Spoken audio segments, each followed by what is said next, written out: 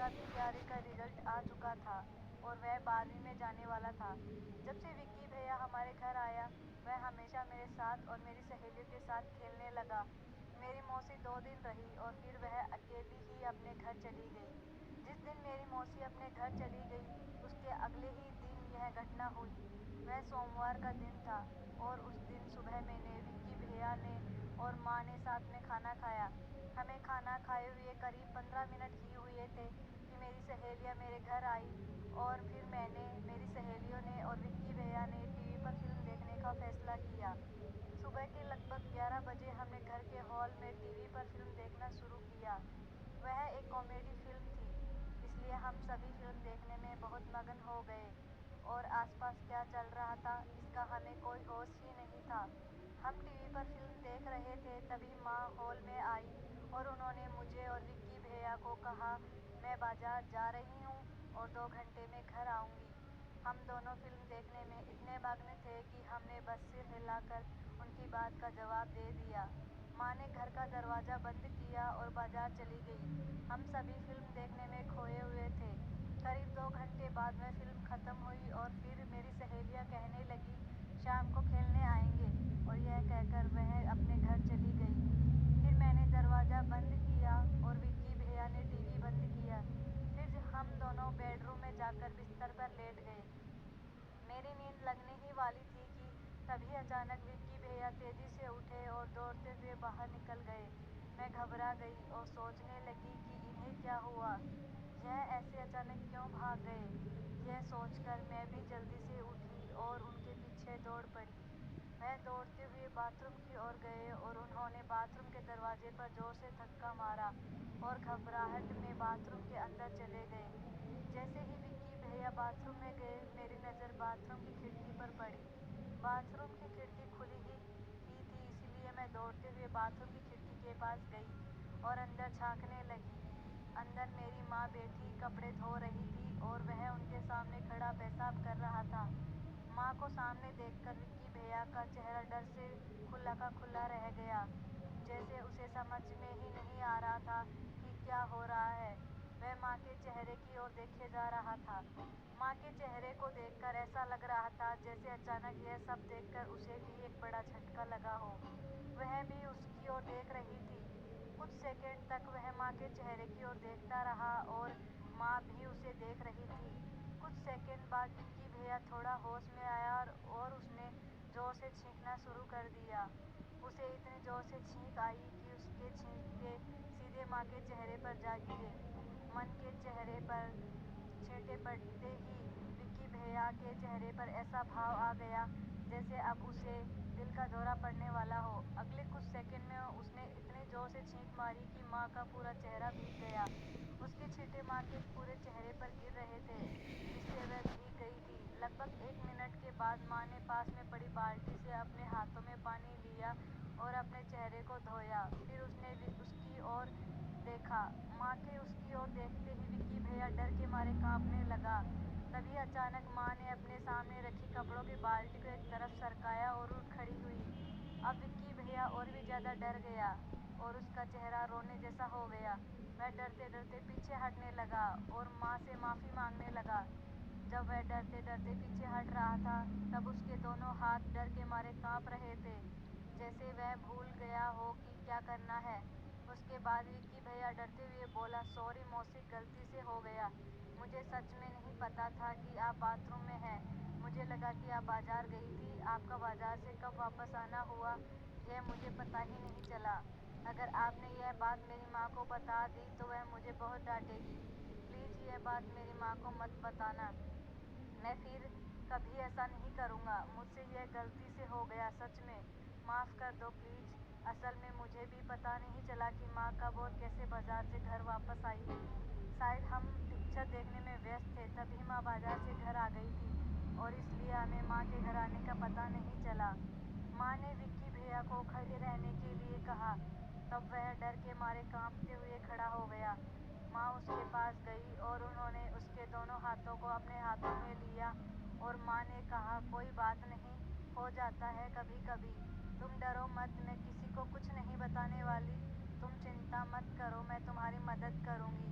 यह कहते हुए उन्होंने अपने दूसरे हाथ से उसके बालों में प्यार से हाथ फेरना शुरू कर दिया, जैसे वह उसे अपने हाथों से प्यार से सहला रही हो।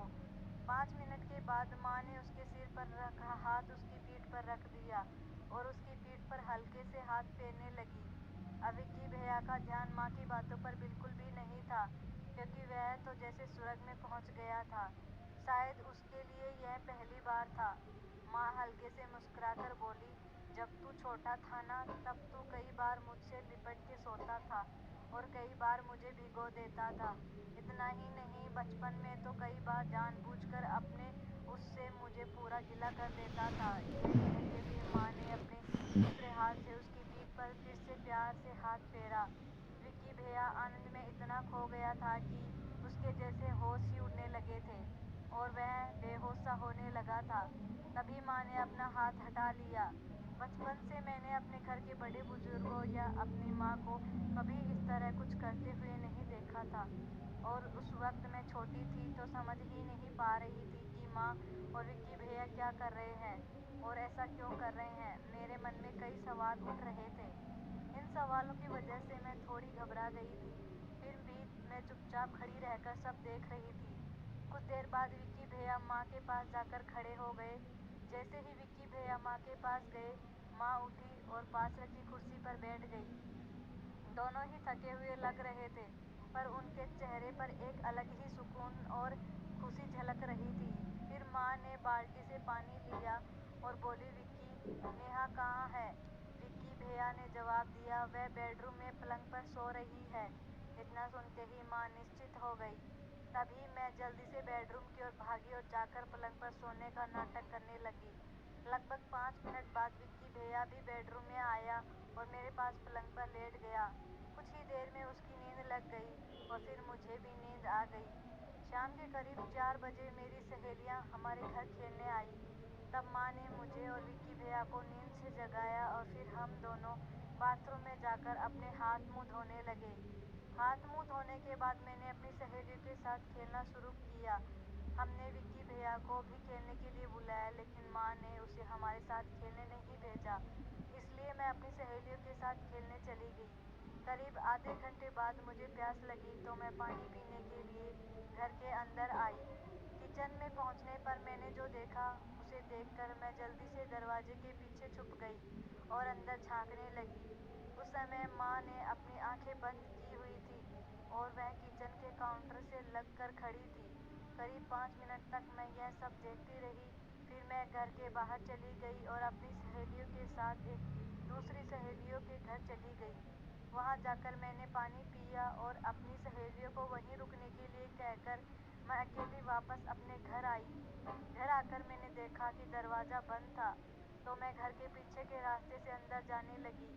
तब मुझे किचन से कुछ आवाज़ सुनाई देने लगी, इसलिए मैं किचन की ओर गई। किचन की खिड़की खुली थी तो मैंने उस खिड़की से किचन में झांकना शुरू किया तो वहाँ दो लोग किचन में फर्श पर सोए हुए थे।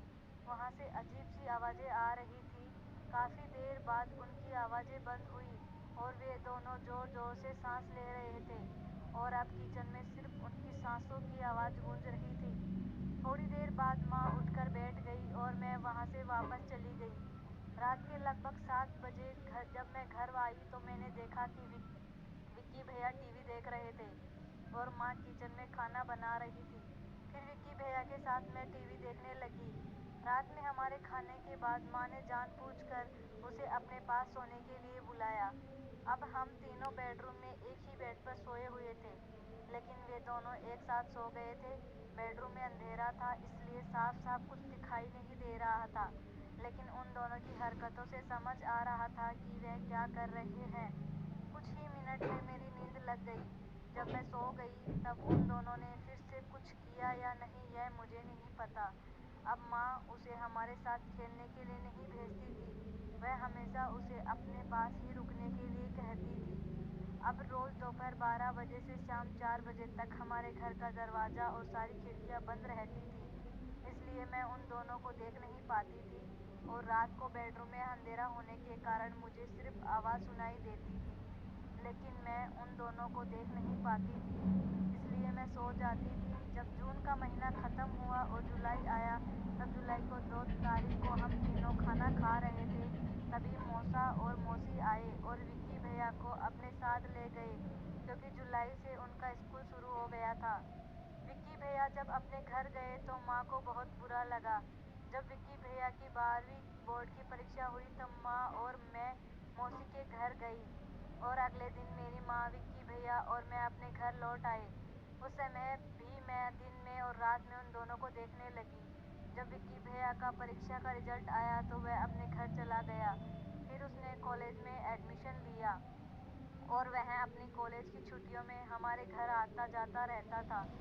आज भी जब कभी विक्की भैया की कॉलेज में छुट्टियां होती है या उसकी परीक्षा खत्म होती है तो वह हमारे घर रहने आता है। आज विक्की भैया ग्रेजुएशन के तीसरे साल में है और मैं स्कूल में 12वीं कक्षा में हूँ और मैं हॉस्टल में रहती हूँ।